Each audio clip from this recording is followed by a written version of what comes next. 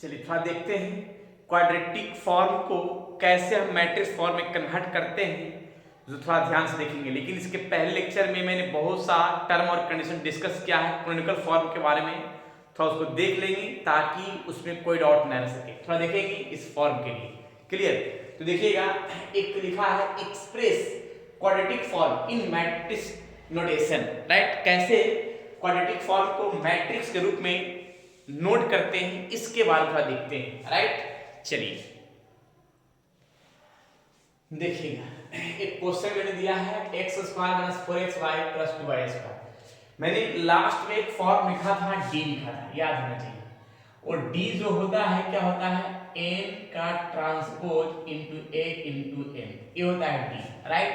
अब यहाँ पे का फॉर्म हम जरा देखते हैं, इस फॉर्म को कैसे हम निकालते हैं इसके बारे में। तो इसको मैट्रिक्स फॉर्म में लिखते हैं कैसे, x का transpose into a into x। अब जरा देखिए, x का transpose into a into x। तो सबसे पहले एक चीज ध्यान रखना है कि ये जो फॉर्म है, ये तो x पता चल रहा है कि ये वाला जो x है ये कॉलम में दिखाएगा, जो x और y का फॉर्म है।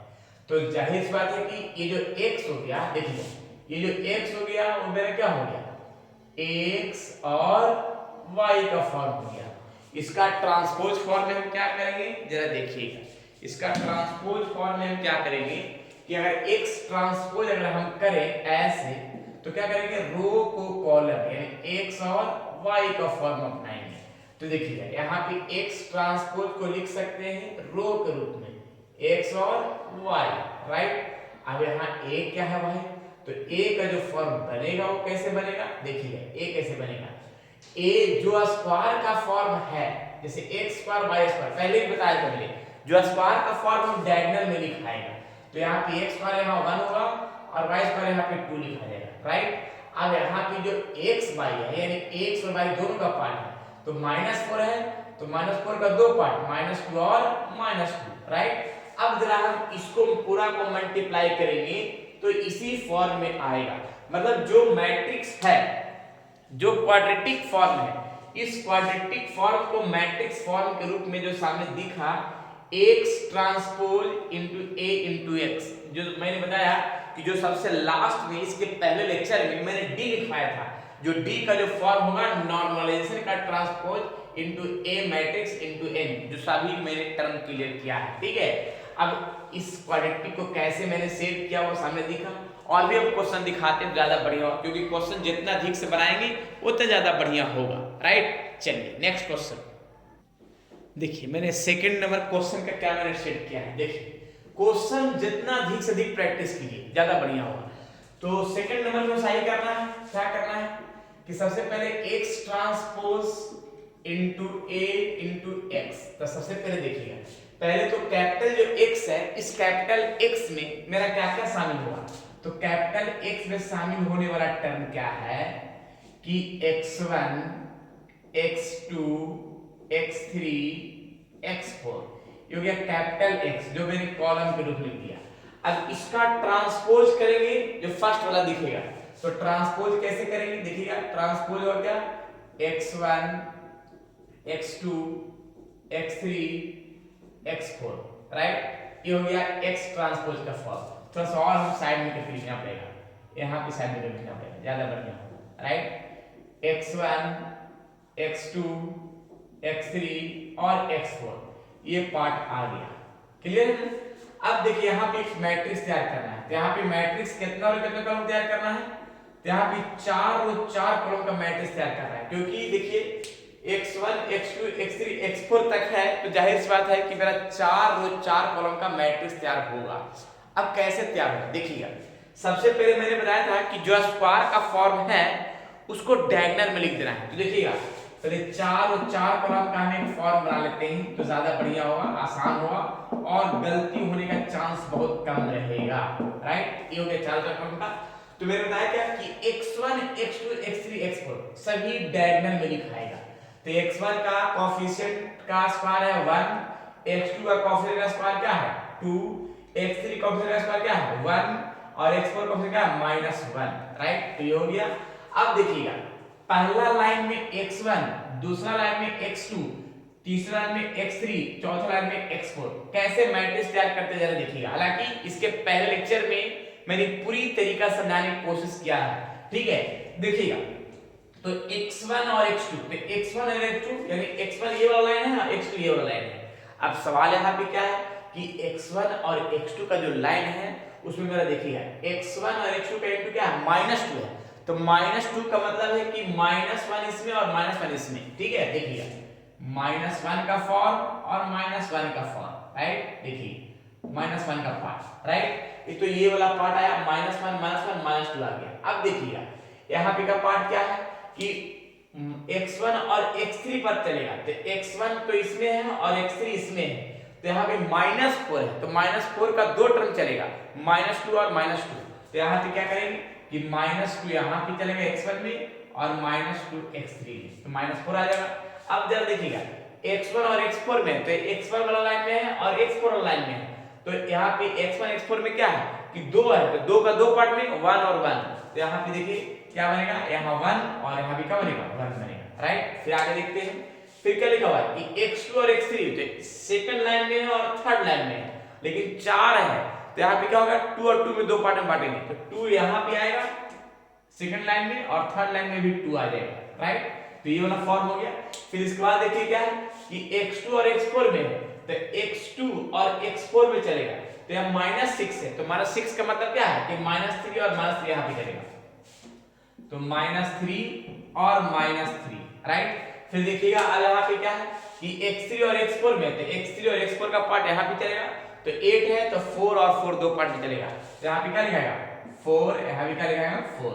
अब जरा सोचिए कि जो मैंने इस क्वाड्रेटिक से एक फॉर्म मैंने मैट्रिक्स का तैयार किया है वो सामने दिख रहा है परफेक्ट रूप में, लेकिन अब एक सवाल है।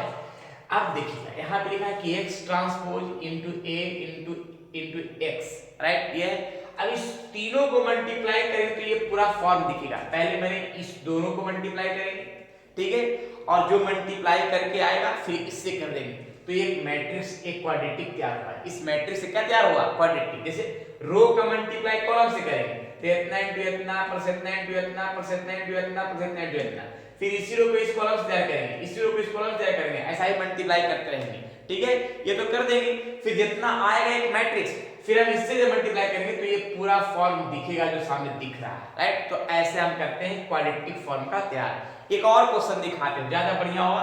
और देखिए क्वेश्चन जो भी है प्रैक्टिस जितना अधिक कीजिएगा उतना बेस्ट होगा। तो मैंने यहाँ पे लिखा है हेडलाइन में, express the following quadratic form in matrix notation, यानी जो क्वाड्रेटिक फॉर्म है उसको मैट्रिक्स फॉर्म में नोटेट करना है जो सामने दिखा, राइट। और दिखाते हैं तो ज्यादा बढ़िया होगा, राइट। चलिए नेक्स्ट क्वेश्चन।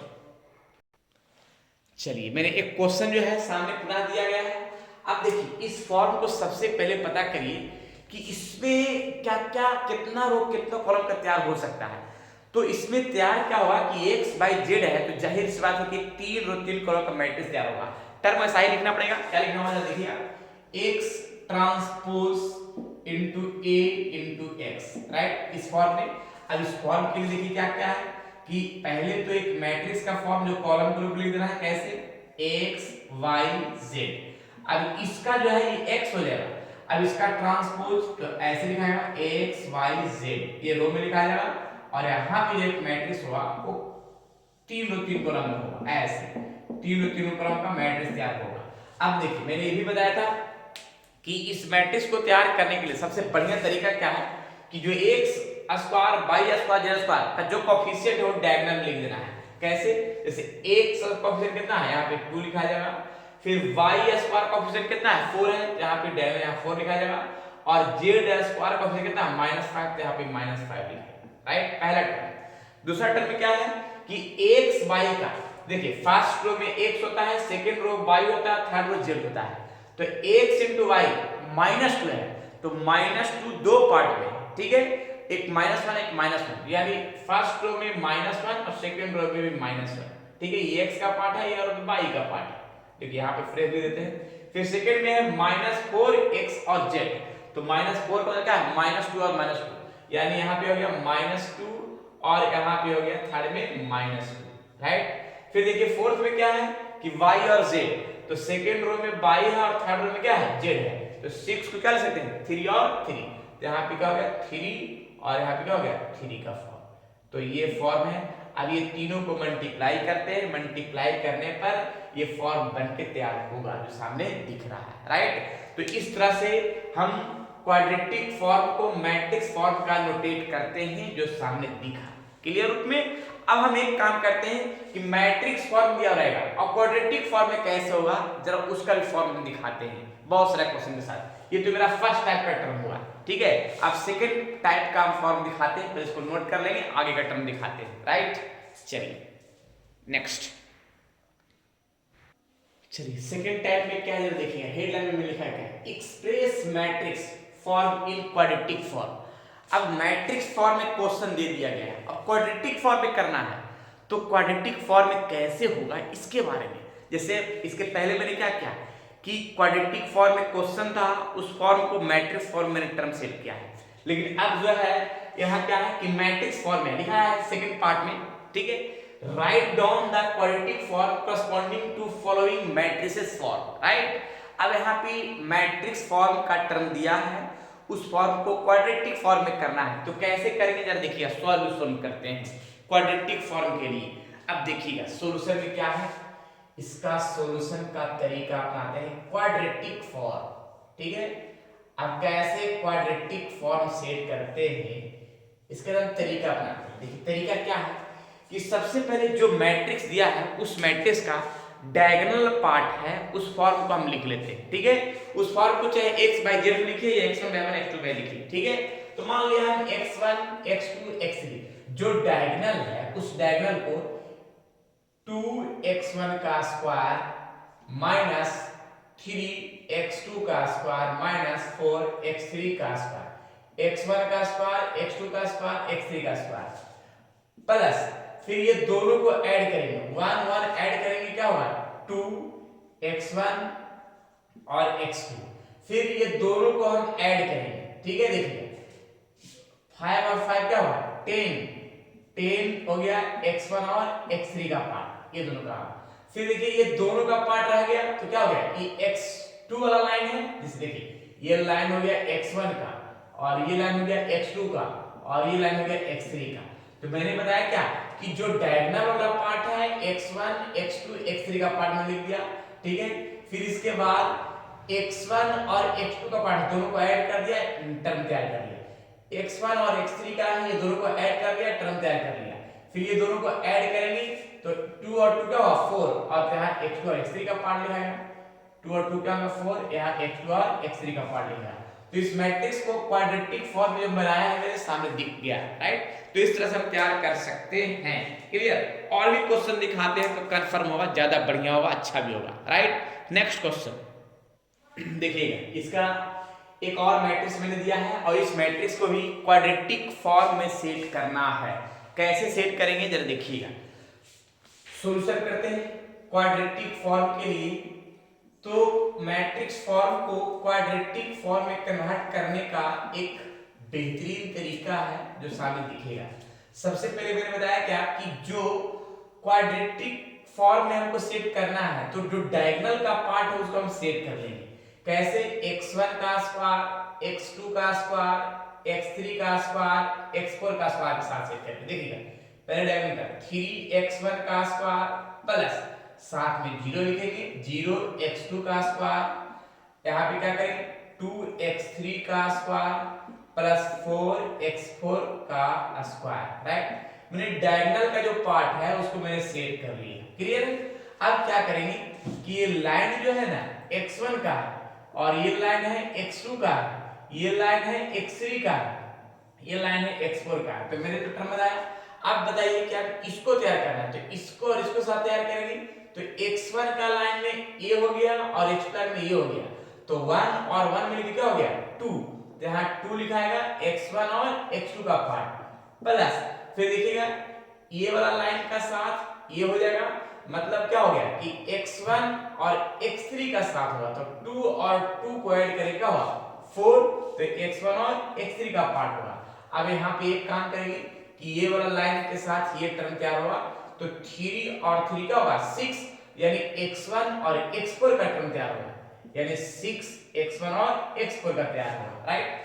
अब जरा देखिएगा, अब ये तो लाइन का पूरा टर्म मैंने सेट कर लिया है, फिर देखिए अब इसका और इसका टर्म हम सेट करेंगे, तो देख रहे हैं क्या कि 3 और 3 का होगा, ये तो पहले 6 लिख सकते हैं, राइट, लेकिन ये 3 किस लाइन का है, x2 का है, और ये 3 किसका है, x3 का है, तो 3 तो मेरा 6 हो गया, तो यहाँ x2 और x3 का पार्ट बनेगा, प्लस फिर देखिए यहाँ पे 4 है और यहाँ पे 4 है, तो 4 और 4 कितना हो जाएगा, 8 हो जाएगा, 8 लिख दिया, लेकिन ये 4 किसका है, x2 का है, और ये 4 किसका है, x4 का है, तो यहाँ लिखेगा x2 और x4 प्लस, फिर देखिए फिर क्या होगा कि ये वाला पार्ट ये तो पार्ट हो गया, ये वाला टर्म और ये वाला टर्म बचा है, तो ये दोनों को टर्म हम सेव करेंगे, दोनों को ऐड करेंगे, तो 5 और 5 क्या होगा, 10 लिख दिया गया है। अब यहाँ पे 5 जो है किसका है, x3 का है, और ये 5 किसका है, x4 का है, तो x3 और x4 का टर्म दिखाएगा, राइट। जो टर्म मैंने बनाया है इस मैट्रिक्स फॉर्म को क्वाड्रेटिक फॉर्म में जो सामने दिख रहा है, क्लियर है, कोई टर्म छोटा नहीं ना, देख लीजिएगा टर्म।